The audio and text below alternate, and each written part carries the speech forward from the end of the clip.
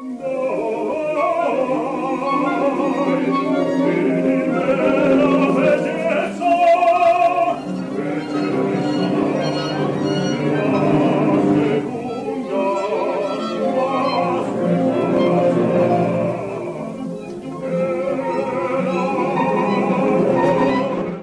su modo de narrar. Porque el picarismo es un modelo básico y medular en la producción cervantina y por tanto uno de los veneros genéricos primordiales, junto con el modo más pastoril, la estructura bizantina o la parodia caballeresca, fórmulas de signo idealista con los que la afición de pícaros, más o menos anclada en la historia circundante y con una poética comprometida, como ya he dicho, ya digo, la picaresca es uno de los veneros para la construcción de las obras poliédricas de Cervantes, aceptado e incorporado de un modo novedoso, experimental e inteligente, que aúna a los elementos propios de la invención los de la reflexión crítica, metaliteraria, con afán más o menos explícito de las marcas narrativas, tanto asumidas como rechazadas. Recordemos, con Abad y Arce, que en la segunda mitad del XVI y en esa década inicial del XVII acontece un periodo formativo o primera etapa constitutiva del nuevo orden picaresco, una picaresca entonces en mantillas que se está haciendo a la par que Cervantes juguetea con ella. El alcalaíno, así pues, no se limita a ver pasar ante sí un género plenamente cerrado, sino que contribuye con los autores contemporáneos, pero a su forma y con sus manías narrativas, a ir forjando el mecanismo ficcional más potente y reconocible del Siglo de Oro, entre otras cosas porque supuso un verdadero éxito lector, decía yo, aquí en España, no, allí en España, y en la Europa de los siglos XVII y XVIII, donde las ediciones y traducciones se suceden sin tregua. Entonces, la tensión genérica entre los autores primerizos y sus textos se planteó desde el principio en virtud del pretendido éxito editorial, es decir, amparándose en la oportunidad del momento para convertirlos en óptimos productos de consumo. Y es que hasta la aparición de Guzmán de Alfarache, en los casi 50 años que median desde el primer Lazarillo, este último, el Lazarillo, se reeditó poco en España, solo hay 6 reimpresiones hasta 1599. Algo más se publicó en las prensas europeas, donde también apareció una segunda parte anónima en 1555, y sobre todo se leyó, y esto se olvida muchas veces, Cervantes leyó esto, se publicó una versión castigada de 1573.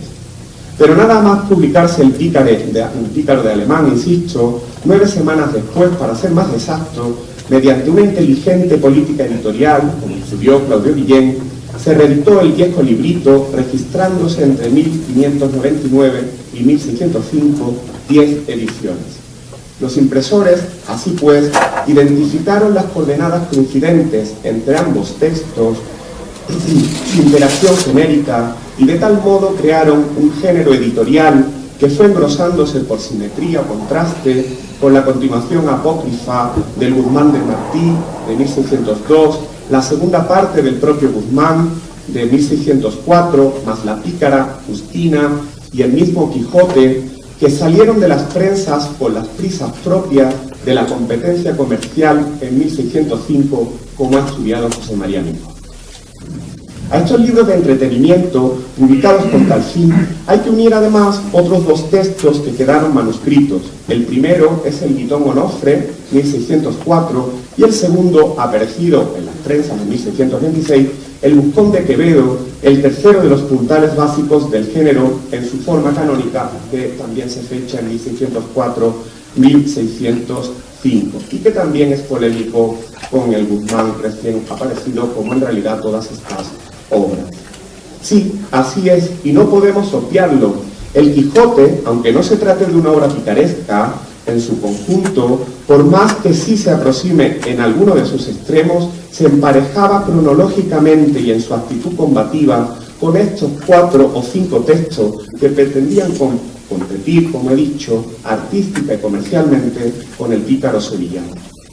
En estos casos mencionados, en el Quijote claro es, El discurso del pícaro coincide perfectamente con el conjunto todo, y por eso podemos hablar con propiedad, y nadie lo discutiría en principio, de novelas picarescas.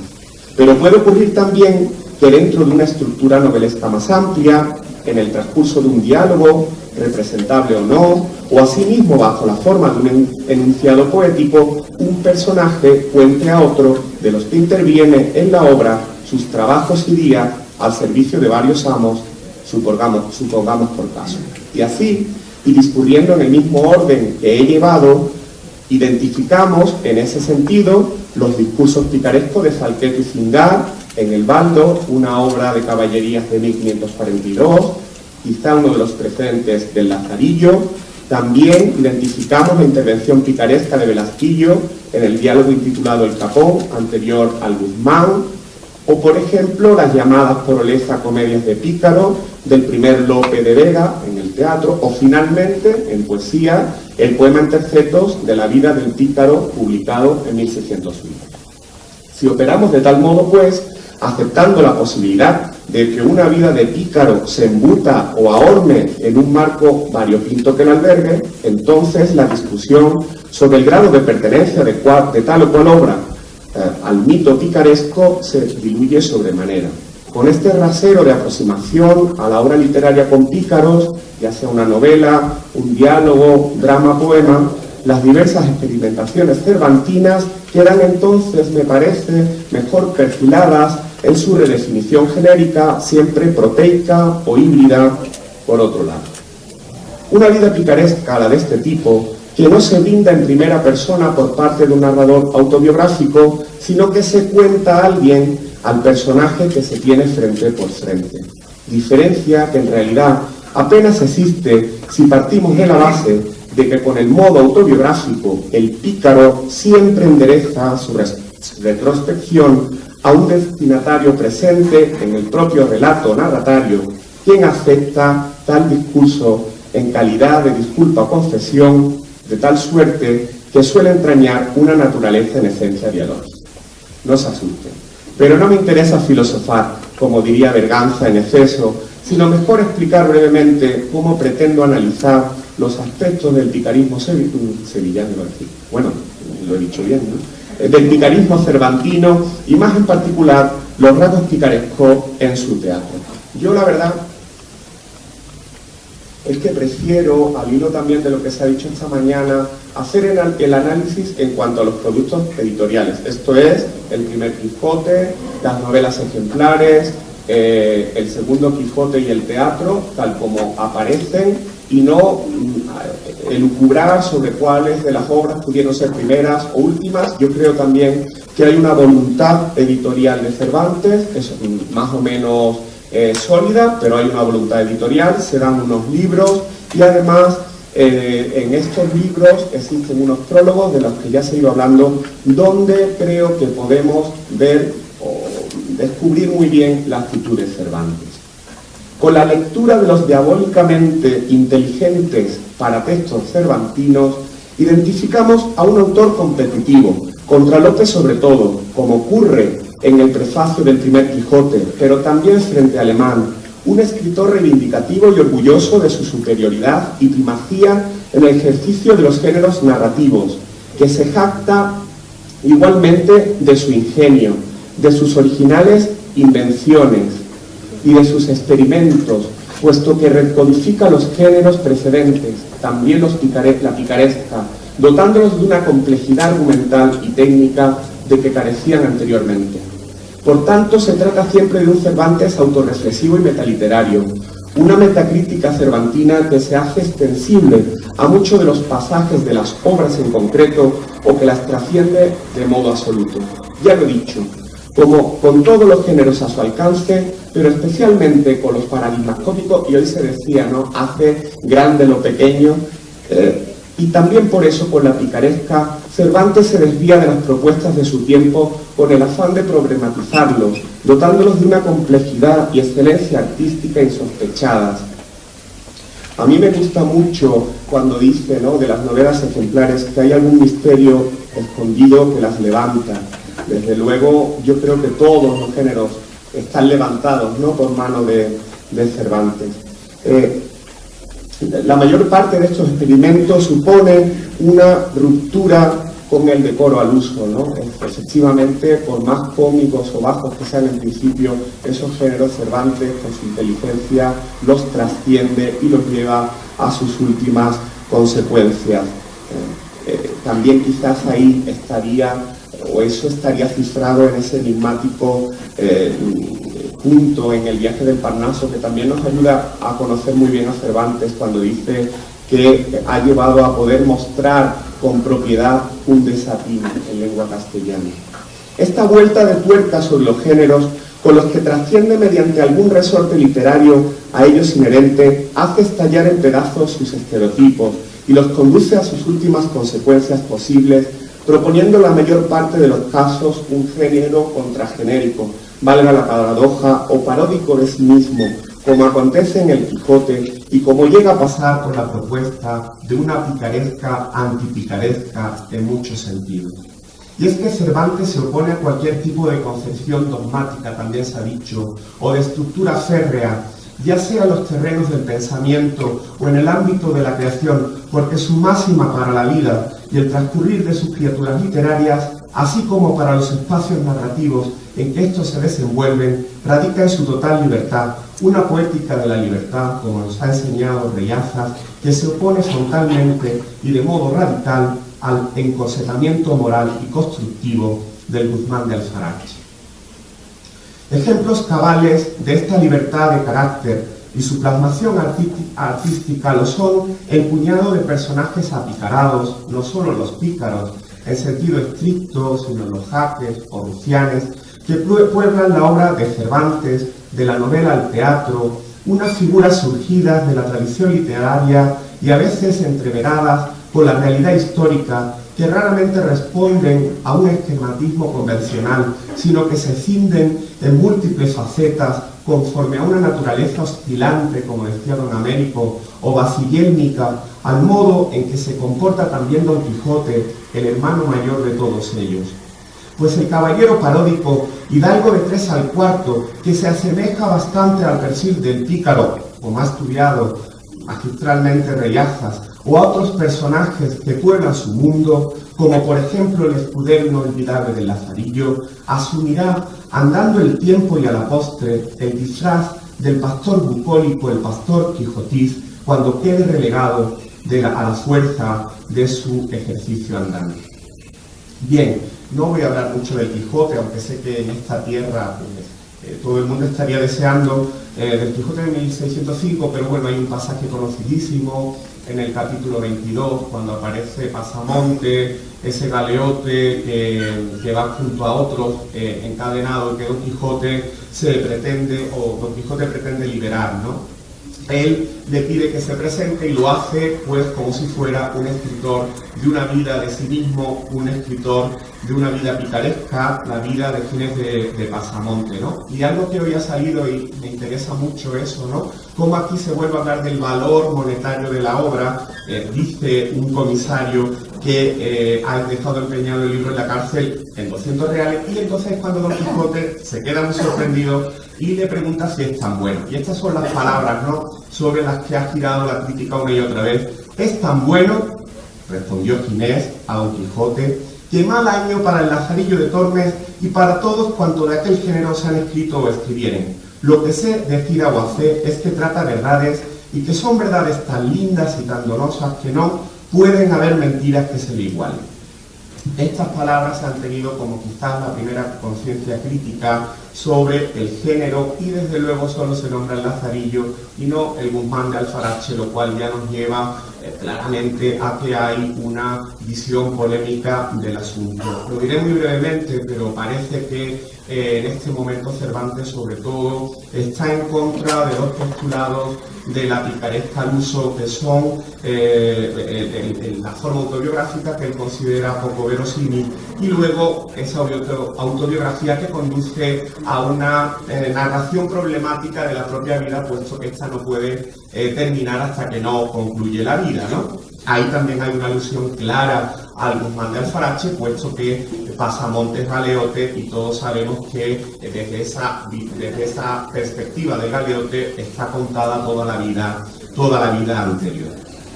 No obstante, Cervantes, con su suprema inteligencia, invalida el proyecto de consecución de la historia del galeote, esa historia que tiene que seguir cuando va a galera, toda vez que Don Quijote lo libera del castigo. Desde el momento en que goza de libertad, se imposibilita su estancia ulterior en galeras. Y esto lo sabemos bien en tanto en cuanto Ginés de Pasamonte,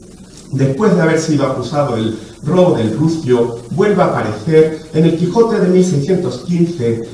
deambulando libre de aquí para allá y disfrazado de Maese Pedro en 2:27. Ha cambiado el designio primero porque allá no es galeote por culpa de Don Quijote, sino titiritero engañoso. De eso hablaremos en un momento. Esta reutilización de Ginés a los 10 años, sin necesidad narrativa aparente, significa que en el ínterin Cervantes ha seguido meditando sobre la figura del otrora galeote y expandiendo su estatuto como personaje. Y prueba evidente de ese interés continuado de Cervantes por los personajes picarescos es su abundante presencia en la colección de las novelas ejemplares de 1613. Pasamonte, sobre todo hablado, le ha contado sus avatares literarios a Don Quijote, quien ha ido sacando sus propias conclusiones. Por su parte, los personajes de las ejemplares actúan, así Carriazo en la ilustre Fregona, hablan entre sí de su vida pasada, Rincón y Cortado, o Berganza en el coloquio de los perros, y también contemplan el mundo picaresco que se abre ante ellos, por ejemplo, Rincón y Cortado. Precisamente, estos dos niños pícaros, Rinconete y Cortadillo, contravienen varios de los trazos del comportamiento picaresco, de tal forma que se puede interpretar en cuanto que parodia del canon impuesto por el Guzmán de Alfarache. Por ejemplo, se le desemejan en su buena crianza, pero sobre todo destaca en ellos la proclamación de su amistad surgida al azar. Teniendo en cuenta, sobre todo, que el pícaro, y ya desde el lazarillo, cuando la madre lo despide con cajas destempladas, se enfrenta solo, completamente solo, a la merced de su cambiante destino. A esta importante desviación de la norma picaresca se le une otra no menos significativa, consistente en la invalidación de su respectiva ascendencia degradada, que determina la vida de infortunio que habrá de acontecer. El padre de uno de ellos es sastre y el otro buldero, oficios no muy bien vistos en efecto, pero de ningún modo infamantes o deshonrados.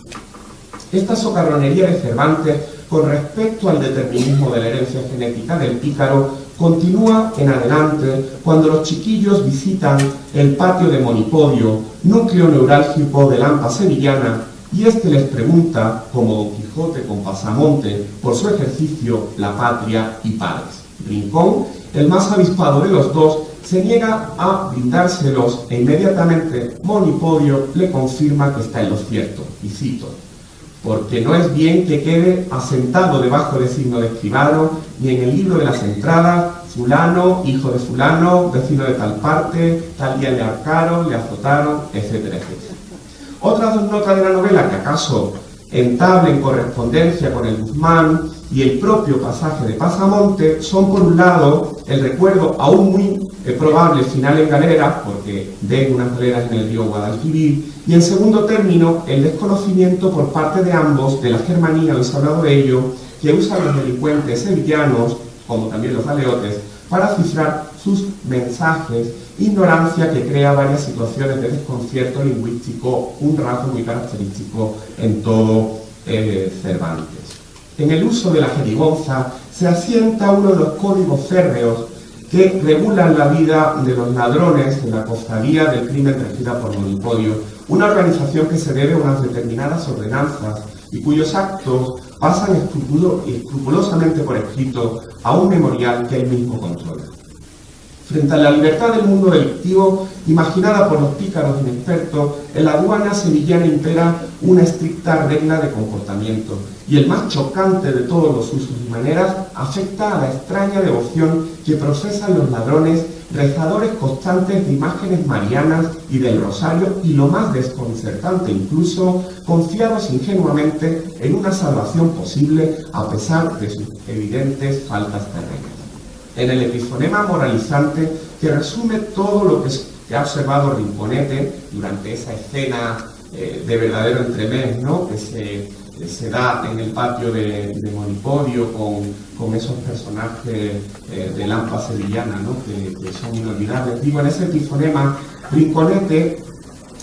queda admirado de todo lo que ha visto, ¿no? Le admiraba la seguridad que tenía, dice Cervantes, y la confianza de irse al cielo con no faltar a sus devociones, estando tan lleno de hurtos y de homicidios y de ofensas a Dios. Una reflexión sorprendida de Rincón, que aunque muchacho, lo encamina muy pronto a un arrepentimiento y abandona de su forma de existencia pasada, por más que su vida y milagros en el entorno de Lampa se dilaten aún por un tiempo. Aventuras de las que el narrador de la historia promete dar puntual cuenta en un futuro, a fin de que pueda servir de ejemplo y aviso a los que las leyeren. Si para Rinconete y Cortadillo el patio de Monipodio ha significado una infame academia, y él mismo, Monipodio, su maestro en trapacerías, las almadrabas de Zahara, donde, dice Cervantes, es el filibusterrae de la vida picaresca, suponen también la academia donde cualquier pícaro que se precie ha de haber cursado al menos 2 años. Esto lo sabe muy bien Carriazo, el protagonista de la ilustre Fregona, quien, objeto de un paso más allá de manos de Cervantes en la negación del determinismo picaresco, no solo carece de progenitores infames, sino que se trata de un caballero principal y rico, aunque, confirma el narrador, llevado por una inclinación picaresca, a eso de los 13 años, y solo por su gusto y antojo, digo yo, sin la coerción de nadie.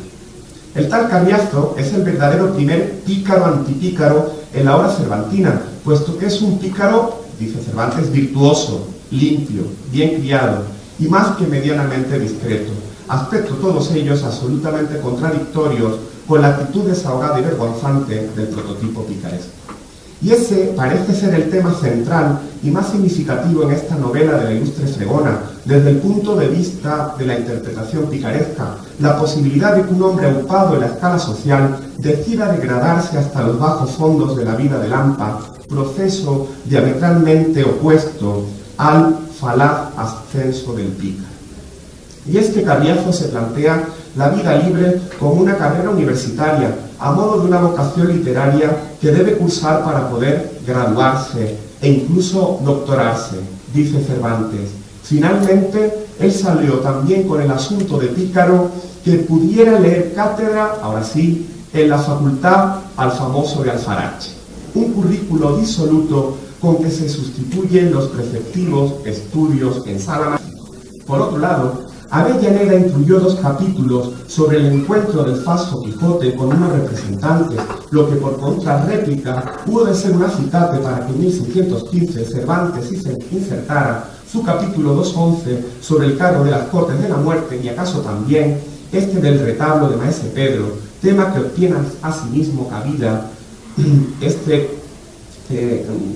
tema vivo en el famoso entremés del retablo de las maravillas, supremo ejercicio de perspectiva entre la realidad y la ficción del espectáculo, y cifra del tema del teatro en el teatro tan querido por Cervantes.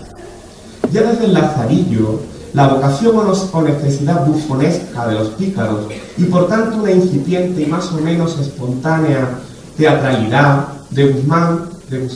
Justina, y no digamos más tarde con Estebanillo, resulta manifiesta y constituye uno de los resortes para la degradación de la persona.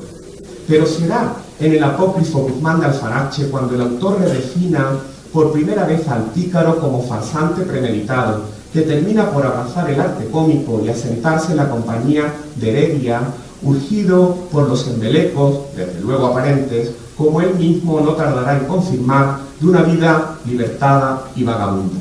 Son unos capítulos plenos de referencias literarias y planteados teóricamente a partir del Pinciano. Asimismo, Quevedo, siguiendo este ejemplo, o de modo independiente, no lo sabemos, hace que el buscón se meta en el oficio de representar para salir de la corte camino de Toledo.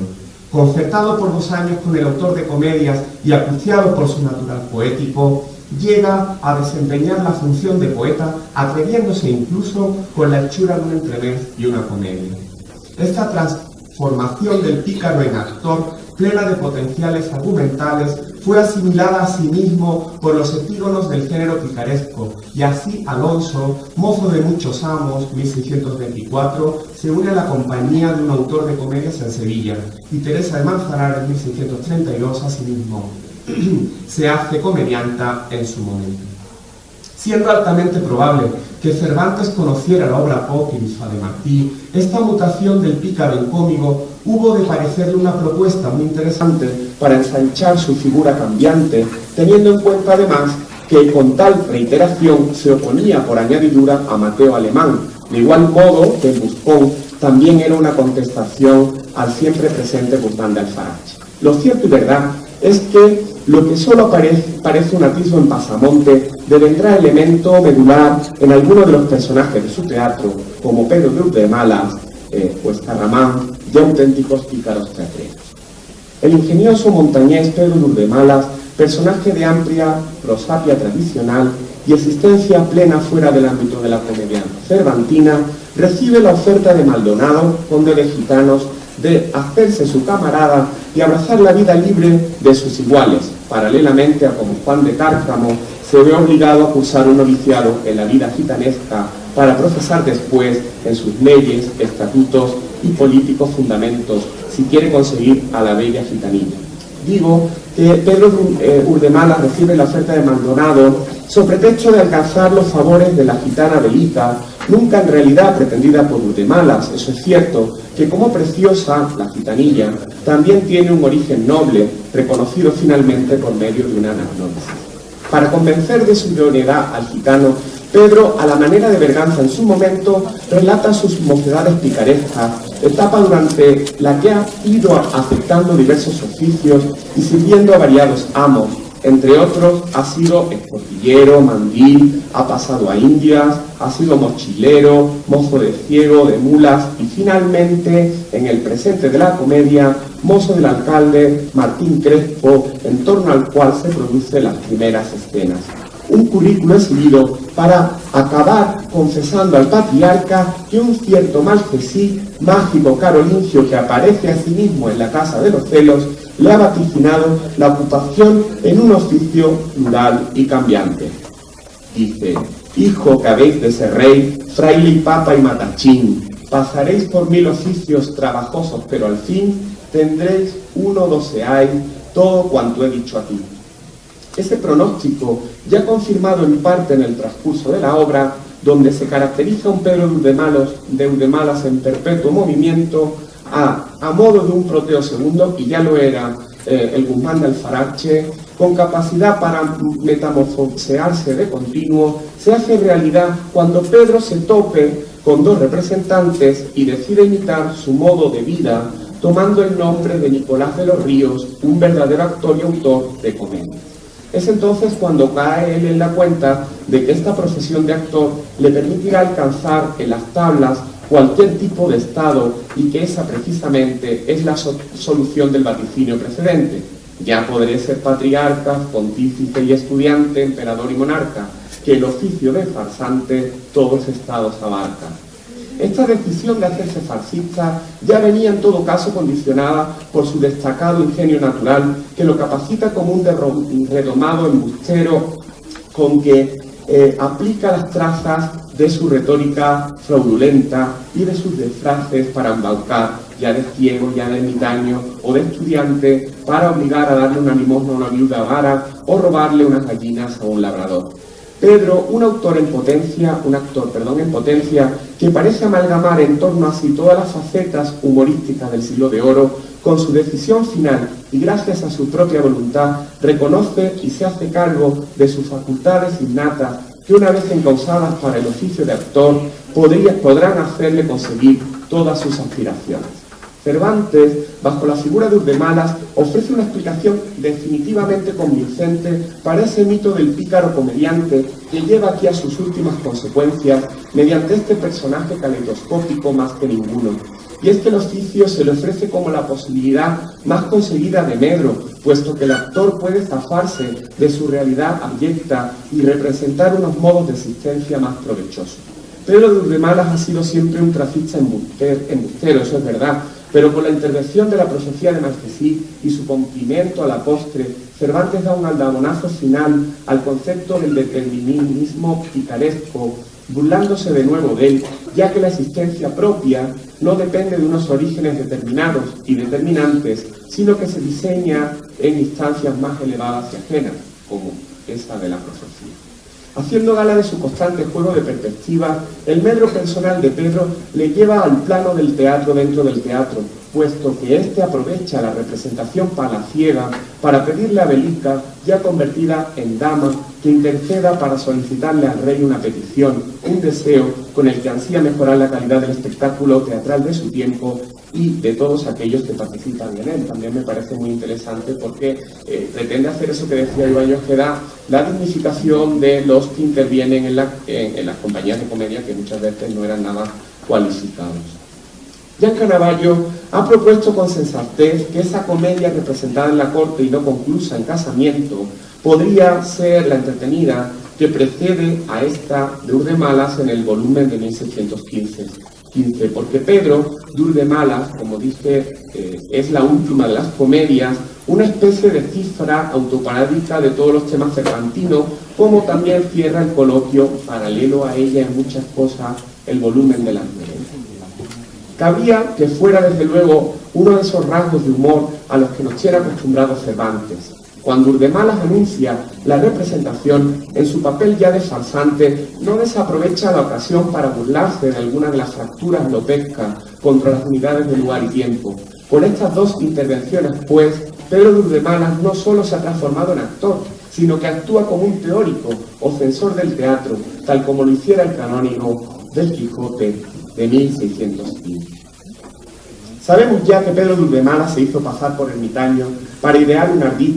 y también conocemos que los zampones sevillanos de Monipodio eran delincuentes devotos, extraña paradoja, y que Rincón, Berganza y Carriazo, cada uno a su manera, son pícaros arrepentidos y finalmente reformados. Asimismo se arrepintieron Lozana y Rampín, de la Lozana andaluza, que se refugiaron en la isla de Lípari, y también se retractó de su vida el Cingar, del Baldo castellano, y por supuesto con mayor o menor sinceridad, se arrepiente Guzmán de Alfarache en su primera parte de 1599, que ofrece su testimonio vital como palinodia para que los demás no caigan en el mismo error. Pero dando un paso más, en lo que hasta aquí es mera transformación de conciencia, llegan a adoptar el hábito religioso, el Guzmán apócrifo, que se hace fraile, y el Guitón Onofre dominito. A partir de este cambio de vida del Guzmán espurio, acaso se explique, resultaría lógico en competencia contra él, la inclusión en la segunda parte de Alemán, 1604, de un capítulo en el que Pícaro, ya viudo, alberga la idea insincera, lo cual le acarrea graves problemas de conciencia, de ordenarse sacerdote, después de haber asistido a clases de teología en Alcalá. Decisión que invalida ya en el siguiente capítulo, cuando decide casarse de nuevo. A juzgar por los ejemplos aducidos, que el pícaro se convierta en religioso no parece de ningún modo sorprendente a la altura de 1605. Por eso tengo la impresión de que tampoco ningún lector se extrañaría del todo, por mucho que la crítica haya insistido en la contradicción latente del hecho, cuando comprobara que un rufián como Lugo llega a alcanzar la beatitud celestial. Claro es que, como de costumbre, Cervantes daba en esto un paso más con todo ello, porque las transformaciones religiosas precedentes eran en realidad atajos picarescos para mejorar las condiciones materiales de vida y no producto de una conversión auténtica como la que acontece, y valga la paradoja, al rufián dichoso. La coartada literaria de Cervantes, para no incurrir en la inverosimilitud, no pudo ser más acertada a poner en escena la vida y milagros de un personaje real cuyos méritos poco tiempo atrás habían sido narrados en varias ocasiones. Ahora bien, por más que exista un apoyo histórico aun con manipulaciones cervantinas evidentes, como la de cambiar el emplazamiento real de Toledo por el más adecuado a su propósito de la Sevilla ampesca, digo, por más que hay un apoyo histórico, creo que Cervantes se aprovecha a sí mismo, a la vez, de una tradición literaria bien acendrada y vigente, que permite que un pícaro tome los hábitos del sacerdocio, al margen, por supuesto, del prototipo del pecador arrepentido que viene desde la Edad Media con la Magdalena o Santa María egipcia. Pudo adquirir la idea del Guzmán apócrifo o basarse en el segundo verdadero, pero parece que la cronología no lo permite. Daría igual, en cualquier caso, porque se pudo remontar de nuevo a los orígenes y fundamentos de la serie picaresca para dotar de consistencia literaria a su pícaro santo. En el libro 11 de las Metamorfosis de Apuleyo, Lucio, una vez convertido en hombre, entra en la religión de Isis y Osiris, aceptando el ministerio sacerdotal y haciendo morada en su templo, un cambio de actitud que le confiere al libro un marcado sesgo moral que el traductor Ortegana recalca en su nota final al texto. Mediante esta dicotomía resulta factible afirmar que el Lucián dichoso pertenece al género de las comedias de santos, sí, pero que también lleva a las tablas, bueno, es una forma de hablar, un tema típico de la picaresca, aunque contrahecho en manos de Cervantes, porque lo que a él le interesa, de nuevo, es despegarse del determinismo biográfico y en el caso de Lugo, él sí se avergüenza de ser tabernero, digo, despegarse del determinismo geográfico para confirmar la evidencia de que una férrea decisión personal, a pesar de todas las circunstancias en contra, tales como las que rodean a un Lucián famoso, permite alcanzar un estado conveniente. Todo lo contrario sostenía Guzmán, claro es, puesto que su conversión religiosa, como la de sus compañeros pícaros, es absolutamente insincera. Por eso el de Alfarache también se le lamenta para sus adentros, dice, ¿no?, Guzmán, que tratase de hacerme religioso, teniendo espíritu escandaloso, desdichado de mí, desdichado, ¿no?, el Lucián desdichado, todo lo contrario. Pero como ocurre con la profecía de Marquesí, en el caso de Urdemalas, que funciona de modo ciertamente paralelo, junto con el voluntarismo de Lugo, se aprecian desde siempre en él, cuando vivía entre jaques, señales que lo convierten en un Lucián desviado, marcado por el providencialismo. Este providencialismo es paralelo a la profecía. Parece preferir los libros en los que estudia a las francachelas con los valentones, rechaza a las mujeres que se le ofrecen descaradamente, ya sea una ramera o una señora renunciando al amor, pero sobre todo reza a las ánimas del purgatorio y los salmos penitenciales y tiene la devoción del rosario, además de no ser un verdadero delincuente porque ni mata ni roba. La balanza, aparentemente inestable, se inclina en favor de la salvación de su alma, cuando después de haber apostado a transformarse en salteador por su falta de recursos, decide de improviso hacerse religioso, desafiando a los demonios que, desde luego, no tardarán en aparecer en las 2 jornadas siguientes. Las tentaciones que acucian al Padre Cruz son insistentes, subrayando la desconfianza para la conversión auténtica, y esto se subraya muy bien con el personaje descreído de Lagartija, ahora Antonio, ¿no?, que constantemente está recordando la vida pasada. Pero el voluntarismo férreo del fraile de Lugo y su penitencia podrán combatir todos los ataques y alcanzar finalmente la beatitud. No sé si una obra de Lope, como el galán Castrucho, influyó algo en Cervantes, o bien espoleó su imaginación para que escribiera sus comedias de Rufianes, sus comedias picarescas. Se publicó desde luego en la parte cuarta, en 1614, pero acaso la pudiera haber representado o leer manuscrita, puesto que al parecer fue escrita en 1598. Quien sí debió de causar en él una impresión considerable, aparte de los romances de Germanía de Hidalgo, fue el Quevedo de las Jácaras, donde éste ofrecía una voz poética novedosa, que al último Cervantes le hubo de parecer muy cercana a la de sus criaturas literarias. Por eso le rindió un inteligente y resbaladizo como suyo homenaje, y con esto voy a terminar, en el entremés del Lucián viudo, una pieza que debe de ser bastante tardía. En el trecho final destinado al baile que lleva su nombre, entra Escarramán, ya personaje literario famoso en la realidad,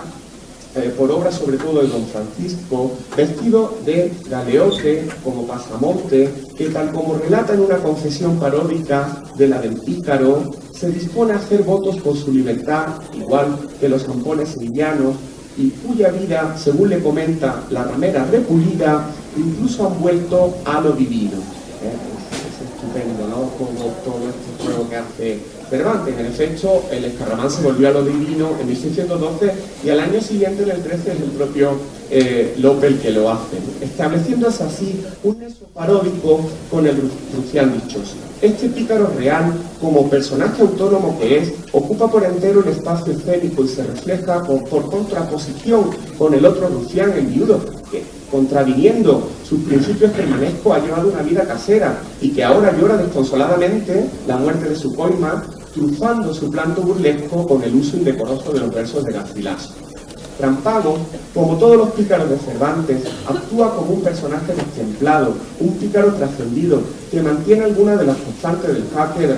dramatúrgico, pero que se distancia sin remedio del estereotipo guzmanesco. Para Cervantes, en fin, la picaresca significaba una acción adecuada, abierta y libre, sin las cortapisas del determinismo vital o literario, en orden a conformar una figura proteica, multiforme y calidoscópica por sus posibilidades de cambio y transformación en su deambular biográfico. La cifra de todos los estados posibles viene dada por el oficio de representante, que además le permite al personaje adentrarse en variadas quisicosas metateatrales.